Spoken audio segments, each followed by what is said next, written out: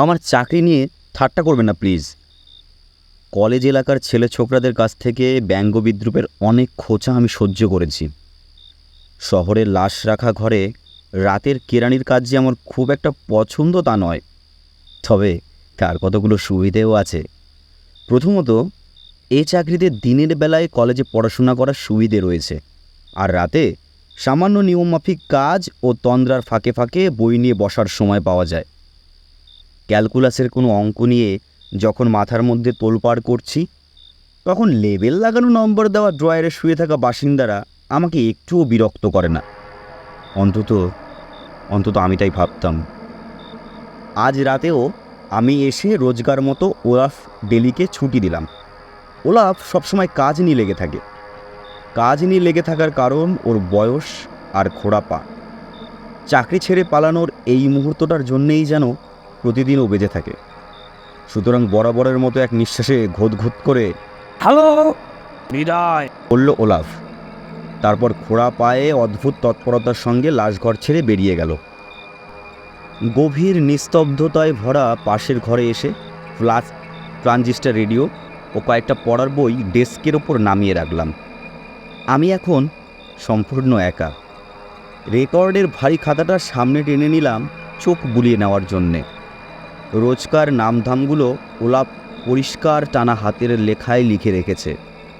জলে ডোবা যুবক, মোটর দুর্ঘটনায় মৃত মহিলা ও পুরুষ, বিছানায় আগুন লাগা সত্ত্বেও জেগে ওঠেনি এমন এক মাতাল, ছুরির লড়াইয়ে হেরে যাওয়া যুবক, নদীতে পাওয়া মহিলার মৃতদেহ।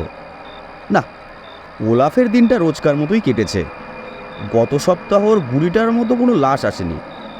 বুড়িটা জঘন্য, নোংরা, আর সেই রকমই নোংরা এক আস্তানায় একা একা থাকতো। এমনিতে ছিল বদ্ধ পাগল, কিন্তু সবসময় এক স্বপ্নের দেশে বাস করত। সেখানে সে নোংরা নয়, সকলের করুণার পাত্রী নয়, বরং সে ভাবত অন্ধকারের শক্তির উপর তার খবরদারির ক্ষমতা রয়েছে। সে এন্ডরের চতুর্থ মায়াবিনী। অজ্ঞতা ও কুসংস্কারের ডিপো ছিল সেই বস্তি অঞ্চলটা। সেখানে বুড়ির প্রতিবেশীরা সত্যি সত্যি তাকে ডাইনি ভাবত, তার অলৌকিক ক্ষমতায় বিশ্বাস করত। অবশ্য তাকে দেখেও খানিকটা তাই মনে হতো। কঙ্কালের মতো মুখ, লম্বা নাকের ডগায় একটা আঁচিল, মুখে একটাও দাঁত না থাকায় থুতনিটা ছুচলো ও লম্বা মনে হতো, আর ভাঙা দুগালের ওপরে ঝুলে থাকতো নোংরা চুলের গোছা। হাত গুনে ভবিষ্যৎ বলে আর ভালোবাসার মন্ত্রপুত ওষুধ বেচে তার কখনো আধ পেটা এক পেটা খাবার জুটে যেত। তবে বুড়িটার একটা গুণ ছিল, কারো খারাপ সে করতো না, অন্তত তার প্রতিবেশীরা তাই বলতো। কিন্তু একদিন এক ভ্যাপসা গরমের রাতে নিজের বাড়ির ছাদে উঠে গেল সেই এন্ডরের চতুর্থ মায়াবিনী। কেউ ঠিক জানে না সে পা পিছলে পড়ে গিয়েছিল না উড়ে চাঁদে যাওয়ার চেষ্টা করেছিল। সে যাই হোক, 6 তলা নিচের অ্যাসফাল্টের রাস্তা থেকে তাকে চেঁচে তোলা হয়, নিয়ে আসা হয় এখানে, এবং 14 নম্বর ড্রয়ারে জমা দেওয়া হয়। শীততাপ নিয়ন্ত্রিত বাক্সে বন্দি হয়ে সে 4 দিন মতো ছিল। তারপর দূরের কোনো রাজ্য থেকে তার এক কেতাদুরস্ত ছেলে এসে হাজির হলো মৃতদেহ দাবি করতে। সে চলে যাওয়ার পরে ওলাফ ডেলি স্বস্তি পায়নি। বুড়োটা খালি বলেছে, মাইটি বলছি 14 নম্বর ড্রয়ার থেকে কেমন যেন একটা অদ্ভুত গন্ধ বেরোচ্ছে, ঠিক যেন গন্ধকের মতো। আমি কিন্তু কিছু টের পাইনি। যে বদগন্ধ আমার নাকে ধরা পড়ে তা হলো কেমিস্ট্রি ল্যাবরেটরির গন্ধ। সেখানে ক্লাসের পড়াশোনার সঙ্গে তাল রাখতে আমাকে রোজ হিমশিম খেতে হয়। রেকর্ডের খাতা থেকে চোখ সরিয়ে ঘরগুলোর নিয়মমাফিক টহলে বেরোলাম। পাশের ঘরটা মাপে বেশ বড়, উজ্জ্বল আলোয় আলোময়, ঠান্ডা এবং নিষ্প্রাণ। ঘরের মেঝে তকতকে ধূসর টালিতে বাঁধানো, এবং তা থেকে সামান্য অ্যান্টিসেপটিকের গন্ধ নাকে আসছে। ঘরের ও প্রান্তে বড় দুপাল্লার দরজা, সেটা পেরোলেই ছোট্ট বারান্দা। মৃতদেহ প্রথম সেখানে এনে রাখা হয়। দরজার কাছেই ছোট ছোট চাকা লাগানো লম্বা সরু একটা মার্বেল পাথরের টেবিল। সুখের কথা, এই মুহূর্তে সেটা খালি, ঘষে মেজে পরিষ্কার করা এবং অনিবার্য ব্যবহারের জন্যে অপেক্ষা করছে। শীততাপ যন্ত্রের চাপা ফিসফিসে গুঞ্জন যেন সোনার চেয়ে অনুভব করা যায় বেশি। আমার ডান দিকে অতিকায় মৌচাকের মতো দাঁড়িয়ে রয়েছে সারি সারি ড্রয়ারের থাক। এখানেই মৃতদেহগুলো রাখা হয় কেউ দাবি করবে বলে, নয়তো শেষমেশ কোম্পানির খরচায় সেগুলো কবর দেওয়া হয়। যে যে ড্রয়ারে লাশ আছে সেগুলোয় জাহাজের টিকিটের মতো কার্ড লাগানো আছে। লাশ রাখার সময়ই সরু তার দিয়ে ড্রয়ারের হাতলের সঙ্গে কার্ড বেঁধে দেওয়া হয়। নিছক কোনো শব্দ শোনার আশাতেই হালকা সুরে শীষ দিতে দিতে ড্রয়ারের কার্ডগুলো রেকর্ড খাতায় লেখার নামগুলোর সঙ্গে মনে মনে মিলিয়ে নিতে লাগলাম আমি। 14 নম্বর ড্রয়ারের কাছে আসতেই একটা গন্ধ নাকে এলো। গন্ধ শুকতে গিয়ে হাজি পেলো। ও, এই তাহলে ওলাফ ডেলির গন্ধকের গন্ধ। আপন মনেই বিড়বিড়ি করে বললাম। 14 নম্বর ড্রয়ার পেরিয়ে দুপা গিয়েই থমকে দাঁড়ালাম। তারপর আবার ধীরে ধীরে ফিরে তাকালাম। 14 নম্বরে কোনো মৃতদেহ আছে বলে রেকর্ড খাতায় ওলাফ কোনো নাম লেখেনি, কিন্তু ড্রয়ারের হাতলে দেখছি কার্ড ঝুলছে। ড্রয়ারের কাছে এসে ঝুঁকে পড়লাম, হাত বাড়ালাম কার্ডটার দিকে। আমার ঠোঁট থেকে শীষের শব্দক্রমে মিলিয়ে গেল নিস্তব্ধতায়। অন্যমনস্কভাবেই কার্ডটাকে একবার উল্টে দেখলাম, তারপর আরও একবার, আগের চেয়ে আরও বেশি ক্ষিপ্রতায়। সোজা হয়ে দাঁড়িয়ে মাথা চুলকোতে লাগলাম। কার্ডের দুপাশটাই সাদা। ওলাফ বুড়ো হতে পারে, কিন্তু এখনও ওর ভীমরতি তো ধরেনি। ড্রয়ারের কার্ডের নাম লিখতে ভুলে যাওয়াটা তো ওর স্বভাব নয়। তারপর আপন মনে হেসে উঠলাম খানিকটা। বেচা বুড়ো বোধহয় আমার সঙ্গে মশকরা করতে চাইছে, কিন্তু ওলাফ যে ঠাট্টা মশকরাও করতে পারে এ ধারণা আমার আগে ছিল না। আমার ঠোঁটে শীষের সুর আবার ফিরে এলো। ড্রয়ারের হাতল ধরে এক হ্যাচকা টান মারলাম। ছোট ছোট রোলারে ভর করে ড্রয়ারটা সরসর করে খুলে এলো। আমার শীষের সুর পাল্টে গেল এক চাপা চিৎকারে, এবং মাঝপথেই থমকে গেল। ড্রয়ারের মেয়েটা বয়সে যুবতী, মাথার চুল সোনালি, যথেষ্ট সুন্দরী, এমনকি মরে যাওয়ার পরেও। জুতোর ভেতরে আমার পায়ের বুড়ো আঙুল গুটিয়ে যেতে চাইল, কিন্তু মেয়েটির দিকে অপলক চেয়ে দাঁড়িয়ে রইলাম। মেয়েটার মুখের গড়ন চমৎকার, গায়ের চামড়া বিবর্ণ তামাটে সাটিনের মতো, চোখ দুটো এমনভাবে বোঝা ঠিক যেন কেউ ঘুমোচ্ছে। লম্বা লম্বা চোখের পাতায় যেন ঘন ছায়ার রেখা। পরনে সাদা নাইলনের ইউনিফর্ম, কলারে নার্সদের পিন আটা। একমাত্র ব্যক্তিগত সাজসজ্জা বলতে একটা সোনার ব্রেসলেট, সরু চেনের সঙ্গে লাগানো একটা ছোট্ট লকেট। লকেটে দুটি আদ্যক্ষর খোদাই করা, ZL। স্বর্ণকেশের থেকে চোখ সরিয়ে চটপট ফিরে এলাম পাশের ঘরে। টেবিলে রাখা রেকর্ডের খাতাটা এক ঝটকায় টেনে নিলাম। বুড়ো ডেলির প্রতি আমি অবিচার করতে চাই না। রোজকার ভর্তি নামের লিস্টে আঙুল বুলিয়ে চললাম, ইতস্তত করলাম। আগের পাতা উল্টে গতকালের লিস্টে চোখ বোলালাম। তারপর তার আগের দিন, না, 14 নম্বর ড্রয়ারে কাউকেই ভর্তি করা হয়নি। আবার লাশ ঘরের দিকে রওনা হলাম। শীষ দিতে ঠোঁট ছুচলো করলাম, তবে শীষের শব্দ বেরোলো না। দু ঘরের মাঝের দরজার উপর দিকটা কাচের, কাজ ভেদ করে চোখ মেলে দিলাম। দরজা খোলার কোনো প্রয়োজন নেই।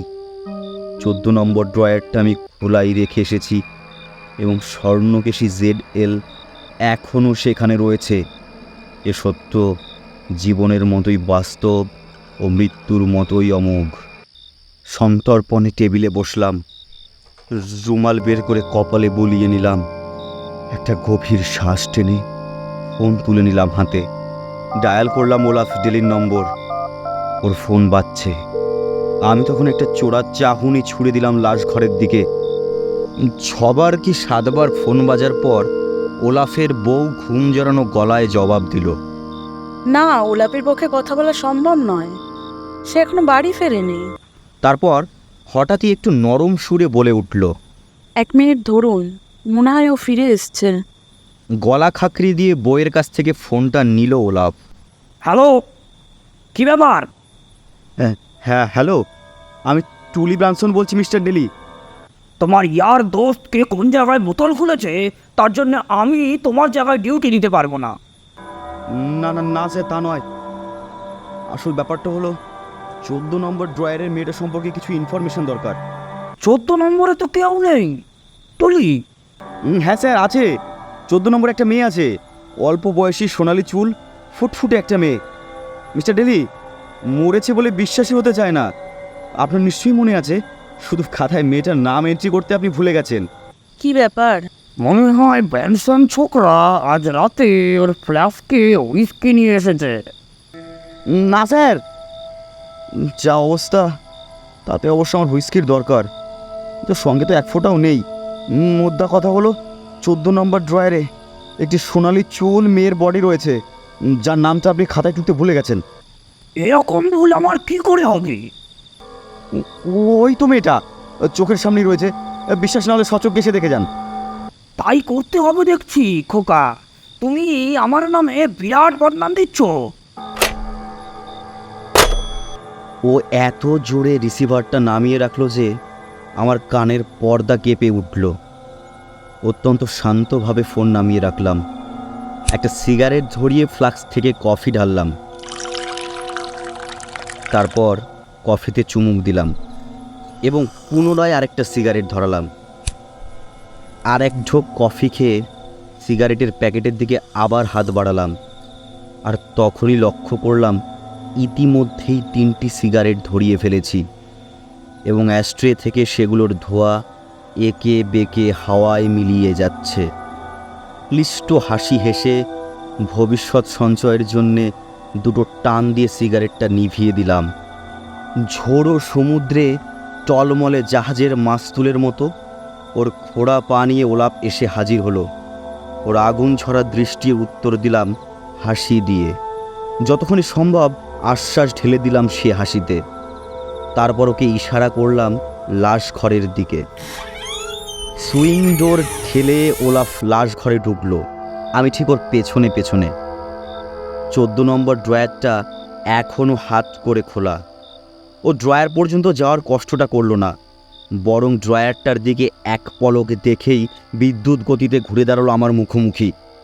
আমার বয়স 20 বছর কম হলে তোমার নাকটা থেতলে দিতাম। তোমার সাহস আছে বলতে হবে। সময় নেই, অসময় নেই, একটা ক্লান্ত বুড়োকে এই হতচ্ছাড়া জায়গায় টেনে এনেছো। আর আমি ভাবতাম আজকালকার ছেলে ছোকরার মধ্যে তুমি অনেক ভালো। কিন্তু কিন্তু মিস্টার ডেলি। আর কিন্তু বলে লাভ নেই ছোকরা, তোমার নামে আমি রিপোর্ট করব। উদ্ভ্রান্তের মতো আবার তাকালাম 14 নম্বর ড্রয়ারের দিকে। ওই তো স্পষ্ট দেখা যাচ্ছে মেয়েটাকে। সোনালি চুল, সুন্দরী এবং মৃত। আমাকে ঠেলা মেরে সরিয়ে ওলাপ চলে যেতে চাইলো ঘর থেকে। আমি ওর হাত চেপে ধরলাম। ভয়ে আমার অবস্থা তখন মুরগির ছানার মতো, এবং পারলে পালক সমেত খোলস ছেড়ে দিই। শুনুন শুনুন না, বলছি শুনুন মিস্টার ডেলি, মেয়েটাকে আপনি দেখতে পাচ্ছেন না? আমি জানি স্পষ্ট দেখতে পাচ্ছেন, আপনি কেন এমন করছেন? আমার গা থেকে হাত সরাও। ঠিক যা আছে আমি স্পষ্ট তাই দেখতে পাচ্ছি। একটা খালি ড্রয়ার, ঠিক তোমার ভাপা বগজের মতোই খানি। আমি ওর হাত খামচে ধরলাম, প্রাণ গেলেও ছাড়ছি না। আপনি কি ধরনের ঠাট্টা করছেন, আমার মাথায় ঢুকছে না। ঠিক তাই, আমারও মাথায় ঢুকছে না। তবে তোমার ঠাট্টাটা নেহাতি বস্তা পচা।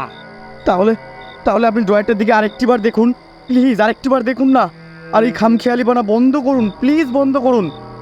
আমার চা দেখা আর আমি দেখেছি, কোনো গর্ধ দামড়া ছাড়া এক বুড়োকে রাত বিরেতে তার বাড়ি থেকে কেউ বেরোতে বলবে না। এক ঝটকায় ওলাফ হাত ছাড়িয়ে নিল, ঝড়ের মতো দরজা পার হয়ে বেরিয়ে গেল। সদর দরজায় পৌঁছেও থামল, ঘুরে দাঁড়িয়ে আঙুল তুলে শাসালো আমাকে। হার হাওয়াতে বজ্জাত ছোকরা, কাল থেকে অন্য চাকরি করতে শুরু করো। এবং আরও অনেক গালিগালাজ করে ও চলে গেল। ওলাফকে অনুসরণ করে আমি পাশের ঘর পর্যন্ত এসেছিলাম। এবার ঘুরে তাকালাম লাশ ঘরের দিকে। একটা হতাশার আর্তনাদ বেরিয়ে এলো আমার মুখ থেকে। কাচের সার্সি দিয়ে স্পষ্ট দেখতে পাচ্ছি ZL এখনও 14 নম্বর ড্রয়ারে রয়েছে। লক্ষ্মী মেয়ে আমার, চলে যাও, প্লিজ চলে যাও। এই আমি চোখ বন্ধ করছি, সেই ফাঁকে তুমি এখান থেকে সরে পড়ো। আপন মনেই বিড়বিড় করে বললাম। চোখ বন্ধ করলাম, আবার খুললাম। না, মেয়েটা যায়নি, ড্রয়ারেই রয়েছে। হাত তেড়ে টেবিলের কাছে গিয়ে ধপ করে চেয়ারটায় বসে পড়লাম। কিন্তু বেশিক্ষণ বসতে পারলাম না, কারণ কাজের ব্যস্ততার ইঙ্গিত দিয়ে দরজায় হঠাৎ কলিং বেল বেজে উঠল। আচমকা তীক্ষ্ণ শব্দে চেয়ার ছেড়ে প্রায় হাতখানেক লাফিয়ে উঠলাম। চেয়ারটা পায়ে লেগে ছিটকে পড়ল মেঝেতে। স্মিথ আর ম্যাকলিন দুজনেই শতচ্ছিদ্র পোশাক পরা এক বুড়োকে ততক্ষণে স্ট্রেচার থেকে নামিয়ে রেখেছে মার্বেল পাথরের টেবিলের ওপর। চলন্ত ট্রেনের সামনে গিয়ে হাজির হয়েছে, দেখো কি কাণ্ড। এর কোনো পরিচয়পত্র নেই। ওকে জোয়ান্ডোর নাম দিয়ে বরফ ভরে ঢুকিয়ে দাও। এ একেবারে থেতলে গেছে। কি বলা হয় ব্রানসন? জোয়ান্ডোর ওপর থেকে চাদরটা সরিয়ে নিয়ে দাঁত বের করে হাসল স্মিথ। ও সবসময় আমার সাথে এরকম বজ্জাতি করে, কারণ ও জানে আমার পাকস্থলী তেমন মজবুত নয়। হ্যাঁ, তা যা বলেছ। এই বলে ঠোঁটের ওপর থেকে ঘাম মুছে নিলাম। তবে কিন্তু ওই মেয়েটার মতো নয়, ওর গায়ে দেখো এতটুকু দাগ পর্যন্ত নেই। মেয়ে? ম্যাকলিন অবাক হয়ে জিজ্ঞেস করলো। হ্যাঁ, আরে ওই তো সুন্দর সোনালি চুলের মেয়েটা, 14 নম্বর ড্রয়ারে যে আছে। স্মিথ ও ম্যাকলিন দুজনেই বাইরে বের করা খোলা ড্রয়ারটির দিকে তাকিয়ে একবার দেখল, তারপর একে অপরের চোখে চোখ রাখল।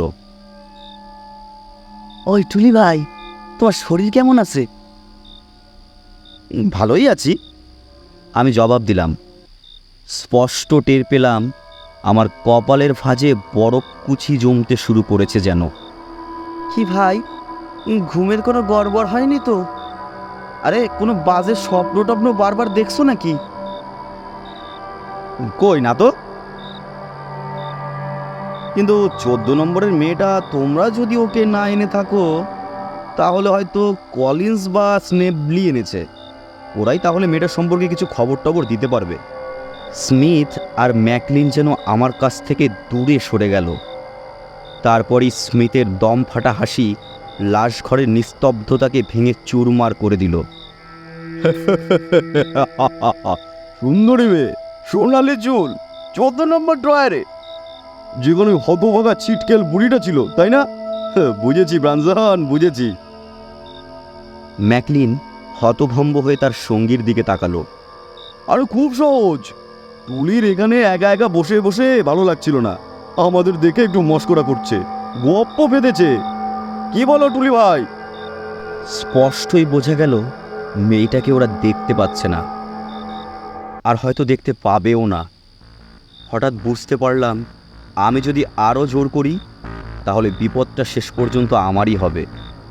সুতরাং মাখন তোলা দুধের মতো সাদা হাসি হেসে বললাম, তা আচ্ছা বলেছ স্মিথ, খাটুনির কষ্টটা তো ভুলতে হবে নাকি? স্মিথ কনুই দিয়ে খোঁচা মারল আমার পাজরে। দেখো টুলি ভাই, ওই লাশ যেন গরম না হয়ে ওঠে। সুন্দরী মেয়ে বলে কথা। আবার এক দফা হেসে চলে গেল স্মিথ।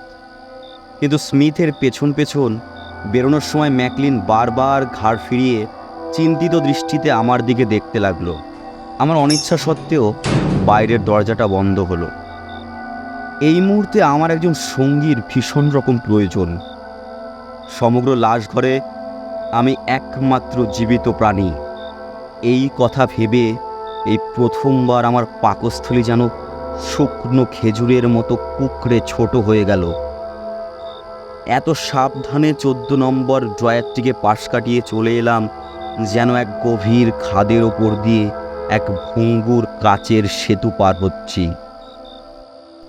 চলে যাও বলছি। ZL-কে লক্ষ্য করে চাপা গলায় বললাম। তুমি মোটেই সত্যি নাও, এমনকি মৃতদেহ অবধি নাও।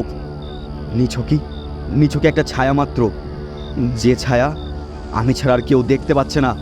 সুতরাং প্লিজ প্লিজ এখান থেকে চলে যাও, চলে যাও বলছি, চলে যাও। চলে যাও। যাকে উদ্দেশ্য করে কথাগুলো বলা সে কিন্তু নির্বিকার রইল, বরং কোন সুরে অস্তিত্বহীন এক মৃতদেহের সাথে আমি কথা বলছি তা ভেবে আমি নিজেই ভয় পেলাম। পাশের ঘরের টেবিলে ফিরে এসে বসলাম। কয়েক সেকেন্ড এক বিচিত্র কাঁপুনি দিয়ে গেল আমার শরীরে। তারপরে একটা উৎসাহী চিন্তা ঝরে পড়ল মনের মধ্যে। হয়তো হয়তো ওলাপ ডেলি, স্মিথ, ম্যাকলিন সবাই মিলে আমার সাথে মজা করছে। হয়তো জেডেলের মৃতদেহ কলিন্স আর স্নেভলি নিয়ে এসেছে, কারণ দিনের বেলায় ওরাই তো লাশ এনে জমা দেয়। তারপরে ওরা হয়তো ভেবেছে এই কলেজের ছোকরাকে ভয় দেখিয়ে দারুণ একটা মজা করা যাবে। মেজাজটা সামান্য ভালো হলো।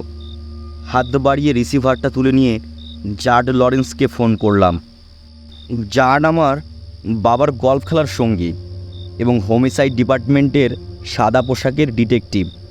আমার সম্পর্কে ওর ধারণা ভালোই, এবং সত্যি বলতে কি এ জ্যাকেটের জন্য ওই আমার হয়ে সুপারিশ করে দিয়েছিল। জার্ড বাড়ি ছিল না, 3টে থেকে রাত 11টা পর্যন্ত ডিউটি দিয়ে বেড়াচ্ছে। সুতরাং ফোন করলাম পুলিশ হেডকোয়ার্টারে।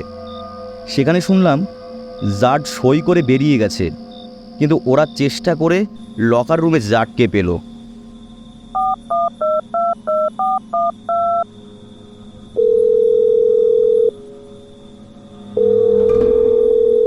হ্যালো হ্যালো, টুলি ব্রানসন বলছি মিস্টার লরেন্স। কেমন চলছে টুলি? একটা মুশকিলে পড়ে গেছি। বলে ফেলো। হ্যাঁ মানে মনে হচ্ছে একটা লাশের ব্যাপারে আমাদের রেকর্ড খাতায় একটু গোলমাল হয়েছে। একটা মেয়ে জানেন তো, সোনালি চুল, নার্স, নামের আদ্যক্ষর ZL। তাহলে ওলাফ ডেলিকে ফোন করে দেখো টুলি। হ্যাঁ স্যার, কিন্তু জানেন তো ডিউটি থেকে ছাড়া পাওয়ার পর ওলাপের কী অবস্থাটা হয়। এতক্ষণে ও স্বপ্নের দেশে পৌঁছে গেছে, আর আমি ঠিক ওকে এই সময় বিরক্ত করতে চাই না। ও ভীষণ ক্ষেপে যাবে। না, বেচারাকে দোষ দেওয়া যায় না। মেয়েটার সম্বন্ধে তাহলে আর কিছুই জানো না? না না, যা বললাম শুধু তাই। মেয়েটা বেয়ারিশ নয়, আমি হলপ করে বলতে পারি। এরকম একটা মেয়ে, বিশেষ করে স্বাভাবিক কারণে যে মারা গেছে, বেসরকারি কবরখানায় তার যাওয়ার কথা, তার তো এখানে আসার কথা নয়। সুতরাং মর্গে যখন এসছে তখন মেয়েটা স্বাভাবিকভাবে মারা যায়নি। সে ছাড়া আর কী বা হতে পারে? তাহলে আর কিছু তো মাথায় আসছে না স্যার। মেয়েটা নিশ্চয়ই সন্দেহজনক কারণে মারা গেছে। ঠিক আছে টুলি, দেখছি তোমার জন্য কি করতে পারি। আপনাকে কষ্ট দিতে হচ্ছে বলে ভীষণ খারাপ লাগছে স্যার।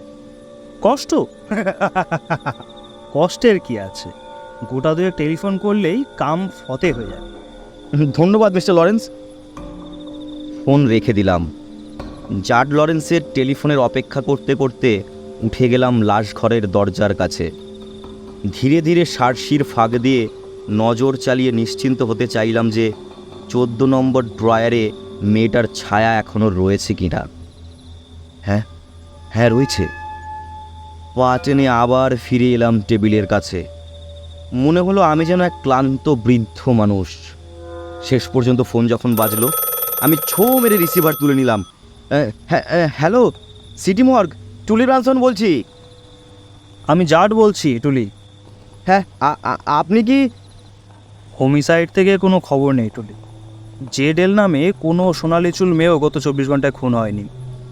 ও, সত্যিকারের একটা যন্ত্রণার আর্তনাদকে মাঝপথে টুটি টিপে থামিয়ে দিলাম। নার্সদের খাতাপত্তরেও খোঁজ নিয়েছি। তোমার বর্ণনা মতো একজন নার্সকে পাওয়া গেছে। যুবতী, সোনালি চুল, সবে ট্রেনিং শেষ করেছে। ওর নাম জেলা ল্যাংট্রি। থাকে 711 ইস্টল্যান্ড অ্যাভিনিউতে। সম্প্রতি সিটি হসপিটালে কাজে ঢুকেছে।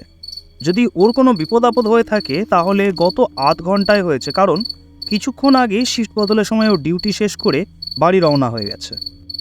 জার্ডের কথা ও 14 নম্বর ড্রয়ারের ছায়া যোগ করলে একটাই অবিশ্বাস্য উদ্ভট সম্ভাবনা বাকি থাকে। সেটা এতই ভয়ঙ্কর ও অপার্থিব যে আমার মাথার চুল সূচের মতো খাড়া হয়ে উঠল। মিস্টার লরেন্স, আমার যেন কেমন মনে হচ্ছে জেলা ল্যাংচি কোনোদিনই আর বেঁচে বাড়ি ফিরবে না। তার মানে কি বলছো তুমি একটু? ইন্দ্রের চতুর্থ মায়াবিনী যে ড্রয়ারে, বুড়িটার মন ভীষণ নরম ছিল, কখনো কখনো কোনো লোকের খুব ক্ষতি করতো না, শুধু ভালো করতো। কী সব আবল তাবল বকছো?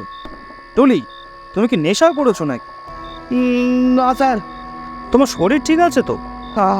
আমি আমি মানে ইয়েস, হ্যাঁ হ্যাঁ হ্যাঁ স্যার, ও অনেক ধন্যবাদ, অনেক ধন্যবাদ মিস্টার লরেন্স, অনেক ধন্যবাদ। প্রায় মিনিট 20 পরে আমার ঝরঝরে 4 চাকা ইস্টল্যান্ড অ্যাভিনিউতে এসে থামলো। গাড়ি থেকে বেরিয়ে নম্বর খুঁজতে খুঁজতে পা চালালাম। বুঝলাম ঠিক জায়গাতেই এসেছি। 711 নম্বর সহজেই পেয়ে গেলাম। একটা ছোট সাদা রঙের বাড়ি, সঙ্গে লাগোয়া ছোট উঠোন। জায়গাটা অন্ধকার, নির্জন এবং শান্ত। সেখানে দাঁড়িয়ে দাঁড়িয়ে নিজেকে যখন গর্ধব মনে হচ্ছে, তখন হঠাৎই সামনের চৌরাস্তা থেকে ডিজেল ইঞ্জিনের শব্দ ভেসে এলো। তাকিয়ে দেখি একটা সরকারি বাস ভারী শরীর নিয়ে দূরে মিলিয়ে যাচ্ছে। একটা দলছুট ম্যাপল গাছের ছায়ায় দাঁড়িয়ে দেখলাম একটা মেয়ের ছায়া ইস্টল্যান্ড অ্যাভিনিউ ধরে আমারই দিকে এগিয়ে আসছে। কিন্তু বাস থেকে মেয়েটা একা নামেনি, ও ঠিক পেছনেই রয়েছে আরও লম্বা ভারী একটা ছায়া, একটা লোক। দৃশ্যটা দেখে আমার শ্বাস প্রশ্বাসের গতি বেড়ে গেল। মেয়েটা যেন হঠাৎ টের পেল ওর পেছনে কেউ আসছে, তাই তাড়াতাড়ি পা চালাতে শুরু করলো। লোকটাও চলার গতি বাড়িয়ে দিল। মেয়েটা একবার পেছন দিকে ফিরে তাকালো আর জোরে জোরে পা চালাতে লাগলো। বলতে গেলে এখন মেয়েটা ছুটছে। ফুটপাতে লোকটার পায়ের শব্দ স্পষ্ট ও দ্রুত লয়ে বাজতে লাগলো। সে মেয়েটার ঘাড়ের উপর এসে পড়তেই মেয়েটার শুরু করা চিৎকার মাঝপথেই থেমে গেল। ফুটপাতে ওরা তখন যুঝে চলেছে। লোকটা বাহুর খাজে মেয়েটার গলা চেপে ধরেছে, মেয়েটা হাত পা ছুটছে আর ছটফট করছে। ম্যাপল গাছের আড়াল থেকে আমি এমনভাবে ছুটে গেলাম যেন যুদ্ধের দামামা আমাকে রক্তের হোলি খেলায় যোগ দেওয়ার জন্য হাতছানি দিয়ে ডাকছে। লোকটা আমার পায়ের শব্দ পেয়েই মেয়েটাকে ছেড়ে দিল। আমি সরাসরি গিয়ে লোকটার উপরে পড়লাম। আমার কাঁধ ওর পেটে আঘাত করলো। লোকটা সজোরে একটা হাঁটু তুললো, আঘাতটা আমার থুতনিতে এসে লাগলো। আমি ফুটপাতে বসে পড়লাম আর লোকটা ঘুরে দাঁড়িয়েই ছুটে পালালো। দুটো শক্ত অথচ কোমল হাত আমাকে উঠে দাঁড়াতে সাহায্য করলো। এই প্রথম আমি জেলা ল্যাংট্রির চোখের দিকে তাকালাম। ছায়াময় সে রাতে ওর কৃতজ্ঞতা মাখানো ধোয়াটে চোখ দুখানি ভারী সুন্দর দেখাচ্ছিল। আপনার লাগেনি তো? দম ফিরে পেয়ে প্রশ্ন করলাম। না, ঠিক আছে।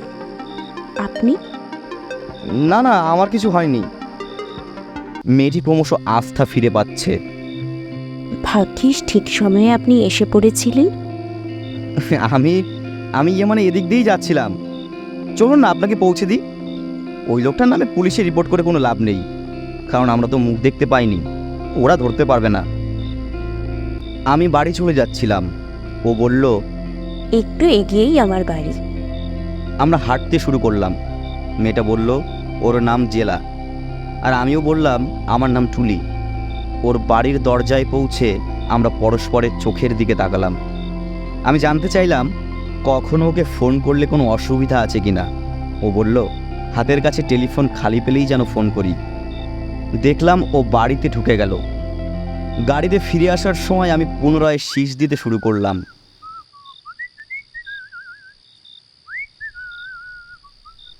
মর্গে ফিরে এসে সোজা এগিয়ে গেলাম 14 নম্বর ড্রয়ারের দিকে।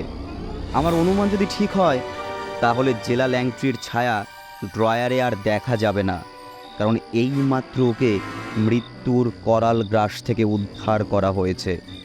সুতরাং 14 নম্বর ড্রয়ারের কাছে দাঁড়িয়ে ভালো করে অনেকক্ষণ ধরে দেখলাম, না, আমার অনুমানে অন্তত কোনো ভুল হয়নি। জেলা ল্যাংট্রির ছায়া ড্রয়ারে আর নেই। নতুন যে মেয়েটা রয়েছে তার মাথায় সুন্দর একরাশ লাল চুল।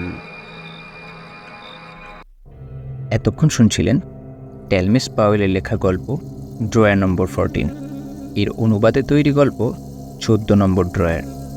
টেলমিস পাওয়েল ছিলেন আমেরিকার সবচেয়ে জনপ্রিয় ছোট গল্পকারকদের মধ্যে বিশেষ একজন।